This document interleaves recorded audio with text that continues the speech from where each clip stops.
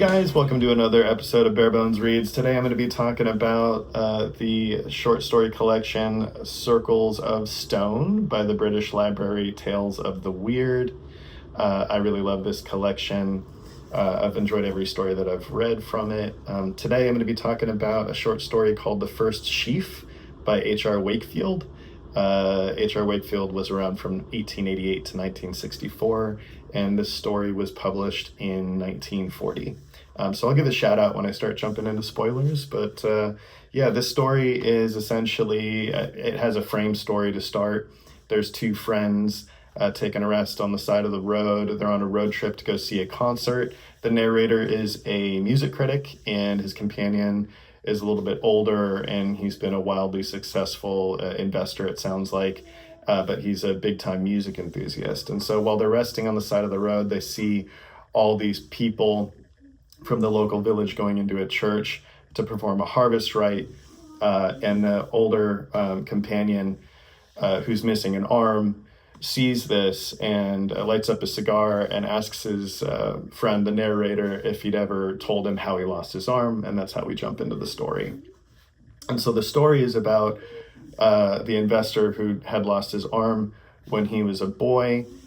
He and his father, who is a priest, were sent to a small village kind of in the boonies of England. I can't remember where exactly.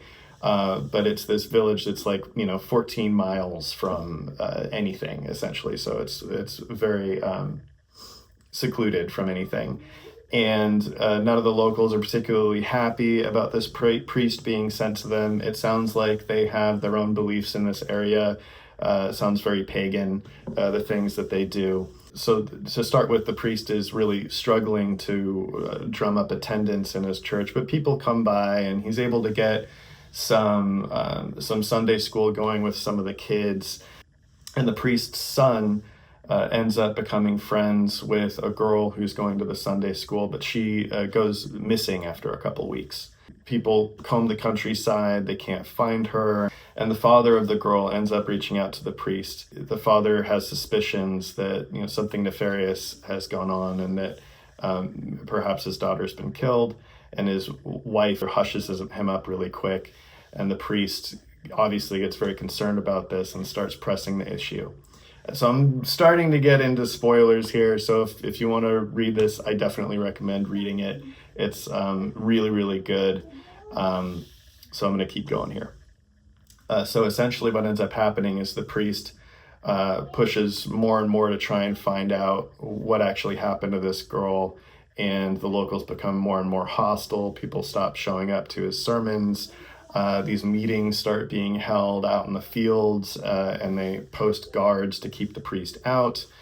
And the priest becomes despondent and starts kind of sequestering himself at his cottage. Meanwhile, the boy starts investigating this himself and actually goes and sees one of these meetings, and it looks like there is some kind of sacrifice taking place. And he ends up going and touching this standing stone where these meetings are held. And there's like a big clearing around this single standing stone, and he goes up and he touches it. And he gets kind of dizzy and blacks out for a second, and then he runs away. And before he can leave the clearing, he turns back and he sees this shadowy figure lingering by the stone. The boy ends up going to another meeting that happens the next night, and he sees the ritual in full, and there's basically a priest that comes in, what sounds like almost like a dark cultist type of priest comes in. The whole town is there, and there's this dark ritual that calls down lightning to this stone, and when they leave, the boy goes up, he climbs up, and he reaches into the top of the stone, and something catches his finger, and he can't get it to let go. He manages to pull himself free, and he runs home, and he's bleeding a lot from his hand. And the next day his arm swells up, and they have to actually remove it. And the doctor who removes it finds what had lodged in his finger, causing all the bleeding and the infection, and it was a human tooth. And so what we find out had been going on was that there was human sacrifice going on, and that this human sacrifice was to ensure that the crops continued, because they've been dealing with droughts in this area. And so because of what the boy did when he reached in and he made contact with the sacrificial remains that were in the top of this stone, there was kind of like a basin at the top of this stone. He ended up oddly being blessed in the way that the ground was blessed by this ritual. And so he ended up with all this good fortune for the rest of his life, even though he lost his arm. You find out that's why he's been so successful with investing in speculation, is because he made contact with these sacrificial remains.